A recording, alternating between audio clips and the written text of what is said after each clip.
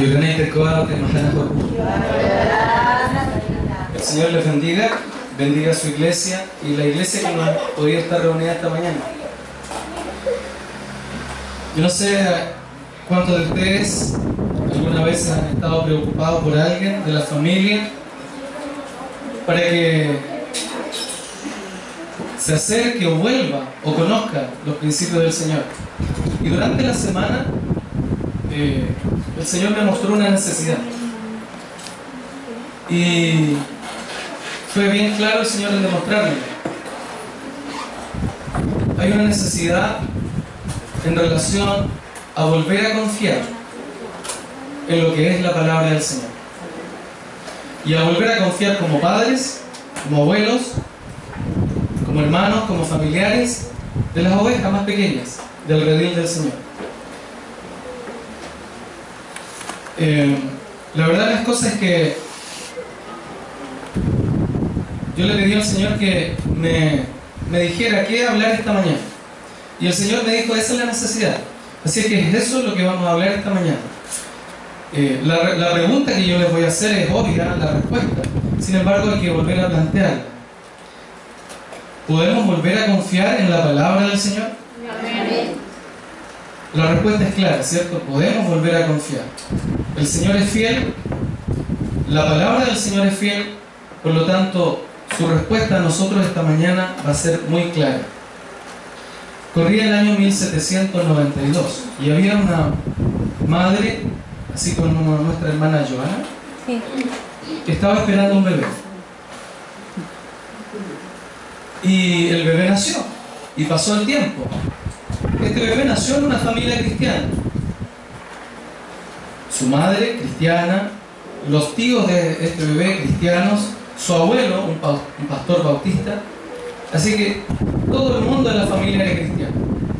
Sin embargo, este pequeñito comenzó a crecer y comenzó a alejarse de las cosas del Señor. Él tenía una habilidad. Y su habilidad es una de las habilidades que mi señora también tiene. Imitar. Este chico imitaba la voz, imitaba los gestos, imitaba muchas cosas de las personas, por lo tanto, muchos se divertían con lo que él hacía. Y él imitaba a su abuelo, a sus tíos. Pero lamentablemente esa habilidad comenzó a usarla así como para burlarse. Se burlaba de su abuelo, como predicaba, se burlaba de su tío y de los cristianos. Así es que esta mamá comenzó a preocuparse por este hijo. Y seguramente, así como muchos de nosotros estamos preocupados por nuestros hijos, por nuestros nietos, o por alguien de la familia, esta mamá comenzó a orar y seguía orando y seguía orando. Y un día el abuelo, que se llamaba Phelps, le dice: no pierdas la esperanza, sigue orando por tu hijo, porque el Señor hará algo por él. Así que esta madre, como todas las madres que se entregan al Señor confiadas, siguió orando y le entregó la situación de su hijo al Señor. Pasaron 20 años.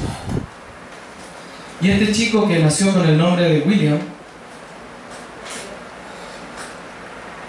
decidió hacer el servicio militar. Y cuando él decide hacer el servicio militar, ocurre una guerra entre los Estados Unidos y Gran Bretaña. Corría el año 1812. Y en esa batalla, este joven estaba muy perplejo, porque él era capitán en el ejército donde estaba, pero se dio cuenta que la cantidad de gente que estaba para luchar contra el ejército de Gran Bretaña era demasiado pequeña. Estaban todos asustados. Por cantidad estaban perdidos. Por preparación también, porque el ejército que tenían que enfrentar era nada menos que un ejército de primera. En ese ejército había gente que había participado contra Napoleón y lo habían vencido. Así es que la cosa se veía muy mal. Este joven había incluso comenzado a adquirir ideas deístas. Si alguien no sabe más o menos en qué creen los deístas, hay tres cosas que yo les voy a contar que creen. Yo no sé todo lo que creen, pero hay tres cosas que sí sé que ellos creen. Por ejemplo, ellos prometen que hay vida después de la muerte. Segundo, ellos dicen que el ser humano, la naturaleza humana, es buena y honrada. Y también ellos creen en que Dios creó el mundo, o un ser supremo creó el mundo, pero lo dejó abandonado a su suerte. Bueno, este joven comenzó a tener dudas ahora de lo que estaba creyendo. ¿Por qué? En primer lugar, se puso a pensar: ¿cómo pueden decir, decía él, que hay vida después de la muerte? Si la muerte acaba con todo, es ilógico. Así es que ya desechó esa idea. En realidad dice: no pasa nada después que la gente muere. La gente muere y ahí queda.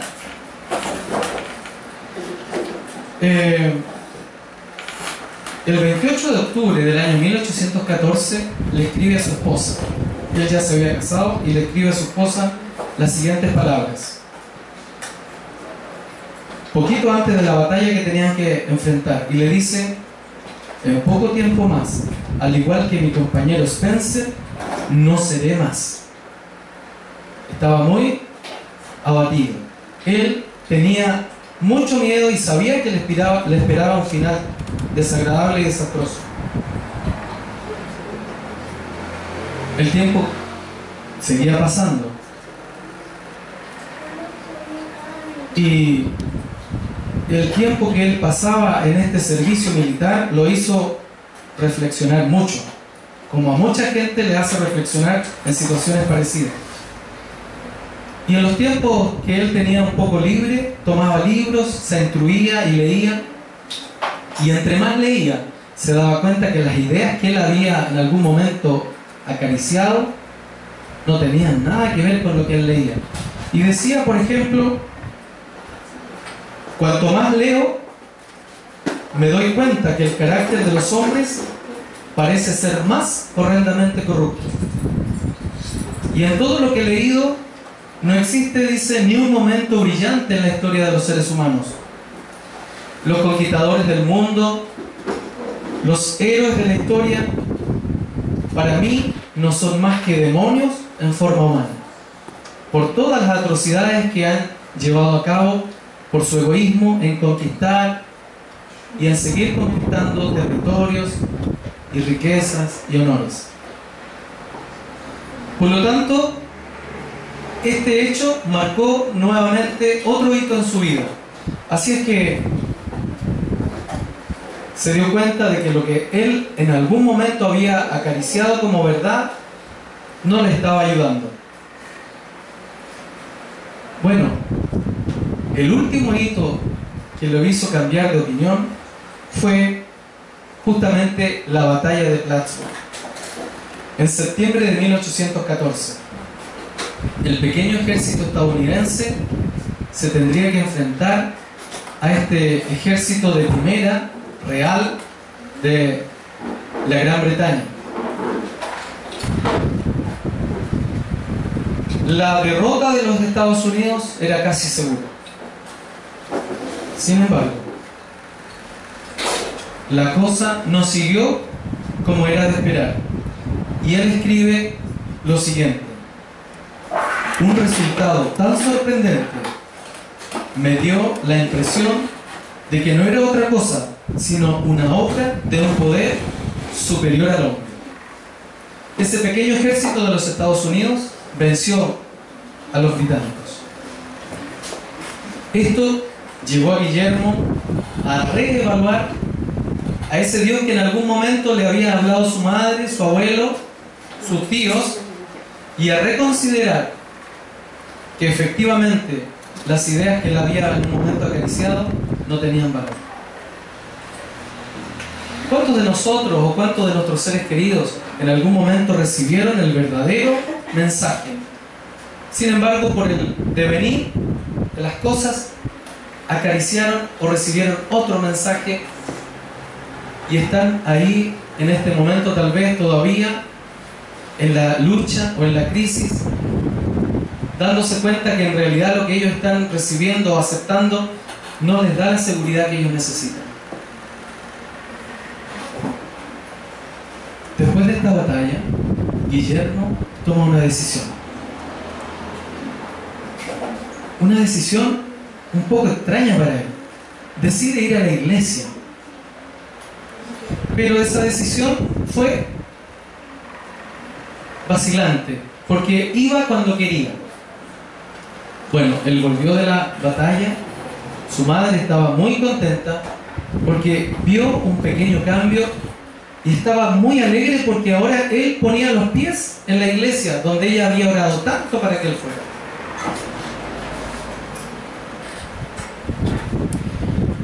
Llegó el mes de mayo de 1816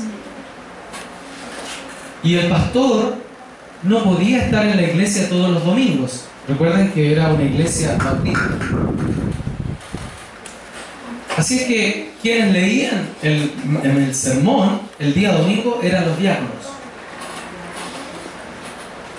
Yo no sé por qué razón los diáconos que leían el sermón lo leían mal. De alguna manera el Señor estaba proveyendo una oportunidad.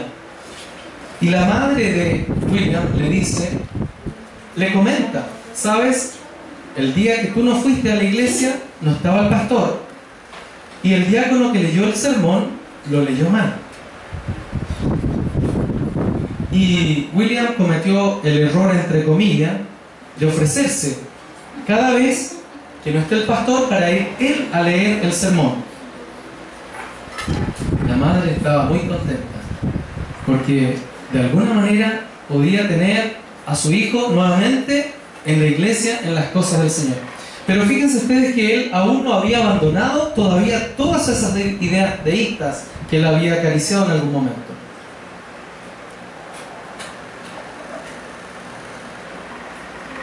Era el mes de mayo de 1816 y en un momento pasa algo extraño. Guillermo o William se da cuenta de que había tomado el nombre de Dios en vano y eso lo afectó. En muchas otras oportunidades él lo había hecho y no había pasado nada. ¿Qué estaba pasando? Dice y escribe estas palabras: ¡qué horror! Eso llenó, dice, mi alma de terror. Haber blasfemado o haber usado el nombre de Jehová en vano. Hubo dos hechos más que incidieron en que este hombre tomara decisiones diferentes. La primera de ellas fue en septiembre del año 1816. Cuando los veteranos deciden celebrar la batalla de Plattsburgh, en la que este pequeño ejército había vencido a los británicos, la noche anterior hubo una reunión espiritual. Y en esa reunión espiritual, todos los soldados asistieron. Pero pasó algo extraño. Terminó la reunión y ellos se quedaron con el mensaje. Ya no estaba la idea de ir a celebrar, de irse a la juerga, de hacer lo que estaban acostumbrados los soldados a hacer. Dicen que llenó su mente y se sumieron en pensamientos de alabanza y de adoración. El Señor estaba trabajando en el corazón de un grupo de soldados. La oración reemplazó las risas, la alabanza reemplazó la juerga. Y cuando recordaron las circunstancias en las que ellos habían ganado esa batalla, dicen que para ellos esa victoria fue una victoria sorpresiva, que jamás esperaron, y se dieron cuenta que no había sido otra cosa que un poder no humano que había actuado. El segundo hecho y el último fue al domingo siguiente.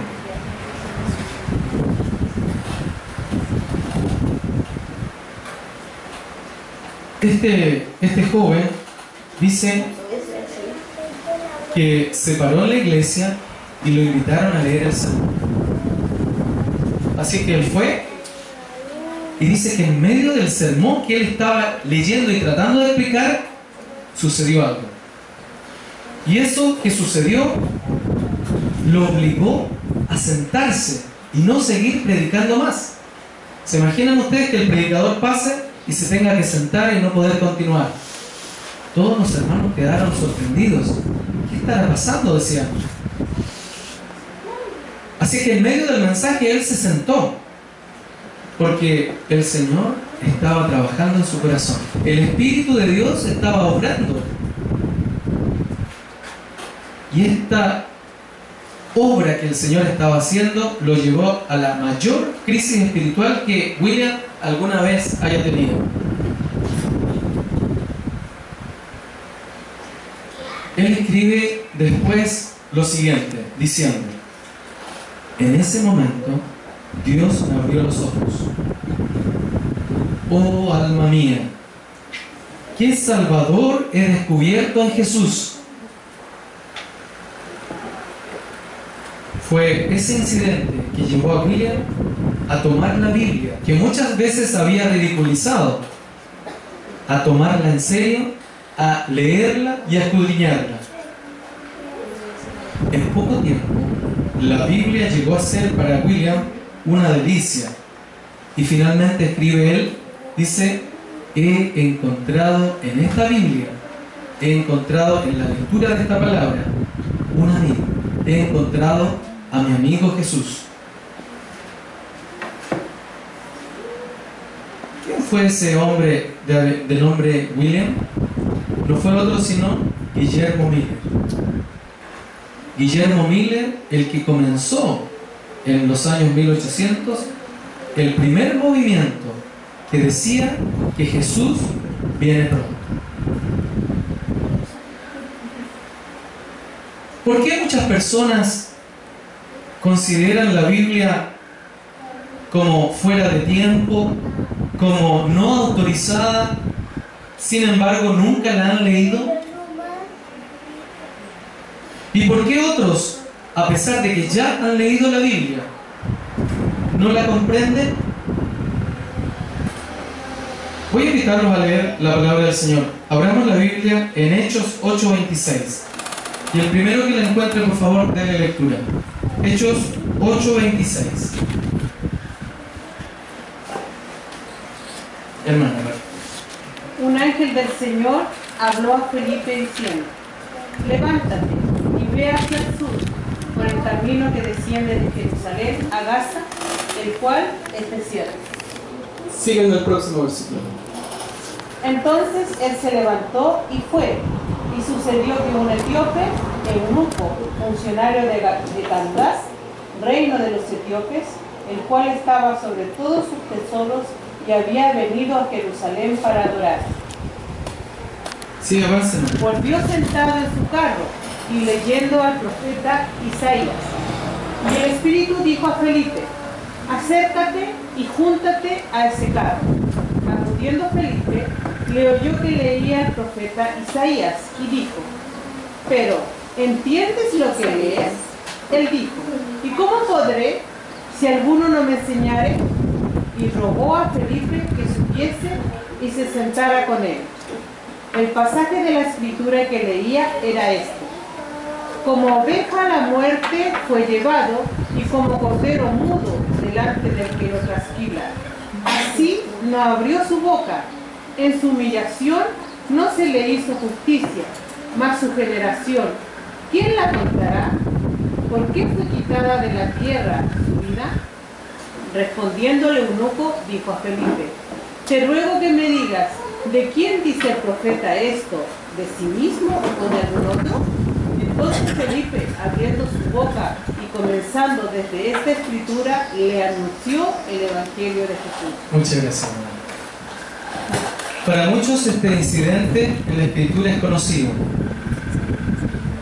Ahora pensemos en la realidad nuestra. ¿Cree usted que hay personas que están en algún lugar de esta isla con una Biblia, leyéndola y así no la entienden? Amén. ¿Será que el Señor tiene un plan para ellos? ¿Será que ellos están pidiendo que alguien de nosotros vaya a explicarle? El Señor Jesús comprobó, verificó y dio la autoridad que su palabra tiene. En San Juan 17:17 tenemos la siguiente declaración. Dice: santifícalos en tu verdad, tu palabra es verdad. Estamos viendo entonces que la palabra del Señor debe ser tomada en serio. Porque la palabra del Señor es una palabra de poder. Y la palabra de poder tiene esa autoridad para transformar el corazón y la vida de las personas que nosotros siquiera no imaginamos. ¿Existe alguna promesa para aquellos que deciden estudiar la palabra de Dios? Nosotros estudiamos la palabra de Dios, pero hay gente afuera que también puede estar estudiándola y que el Señor les tiene una promesa. San Juan 16:13. Si alguien lo encuentra, por favor, pueda leerlo. Juan 16:13.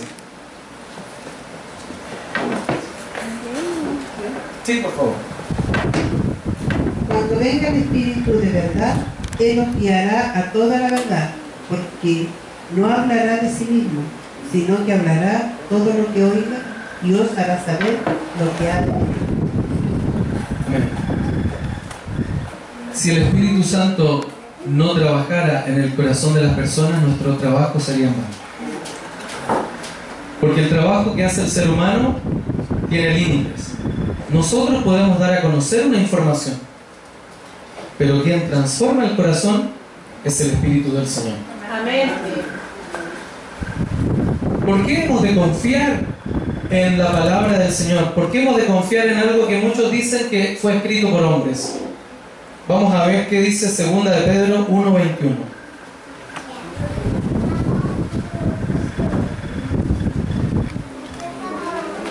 Segunda de Pedro 1:21.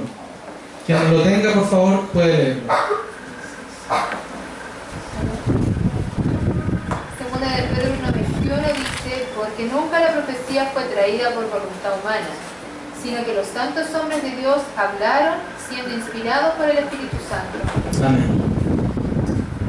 Como se leía el versículo del principio de 2 de Timoteo, que dice que toda la Escritura es inspirada por Dios. Por lo tanto, los hombres que hablaron acá y que registraron eso fueron inspirados por el Señor. Y de eso no debe cabernos ninguna duda. Alguien podría decir: sí, pero ha pasado tantos siglos. Es muy probable que esto, a través de el traspaso de generación en generación, esto haya sufrido algunos cambios. Es probable que haya cambios en lo que se escribió. ¿Qué dice Apocalipsis 22:18 y 19? Hay un mensaje aquí en Apocalipsis 22, Apocalipsis 22, 18 y 19. Dice: advierto a todo el que oye las palabras de la profecía de este libro. Si alguno le añade algo, Dios traerá sobre él las plagas escritas en este libro. Y si alguno quita algo de las palabras del libro de esta profecía, Dios quitará su parte del libro de la vida y de la santa ciudad que se describen en este libro. Amén. ¿Será entonces que el Señor va a permitir que esto sea cambiado? De ninguna manera. La palabra del Señor permanece igual que el Señor, fiel para nosotros. ¿Por qué podemos pensar eso? El Señor tiene una característica, y esa característica la encontramos en Malaquías 3:6. El último libro del Antiguo Testamento, Malaquías 3:6. Si alguien lo encuentra, por favor, lo puede leer. Porque yo Jehová no cambio. Por esto, hijos de Jacob, no habéis sido consumidos. Amén. El carácter del Señor no cambia. El Señor es inmutable. Su palabra es inmutable. Su ley es inmutable. Por lo tanto, tenemos la palabra profética más segura a la que podemos estar, ¿no es cierto?, confiados en seguir, confiados en escuchar y confiados en esperar la respuesta del Señor. Si esta mañana hay alguien en este lugar que ha venido con la preocupación de algún hijo, de algún nieto, de algún familiar, de algún amigo, que en algún momento recibió el mensaje del Señor, no tenga duda de que el Señor hará prosperar esa semilla.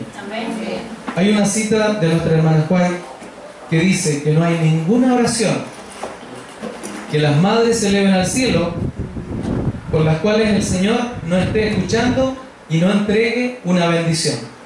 Porque ninguna oración de una madre es desoída. Así es que si hay una madre o un padre orando por algún hijo, algún familiar, algún nieto, el Señor esa oración la escuchó y también ha provisto para el futuro, para que por quienes oramos también se acerque a los caminos del Señor. Que el Señor nos bendiga en esta mañana, bendiga a su iglesia, que es iglesia y oración. Amén.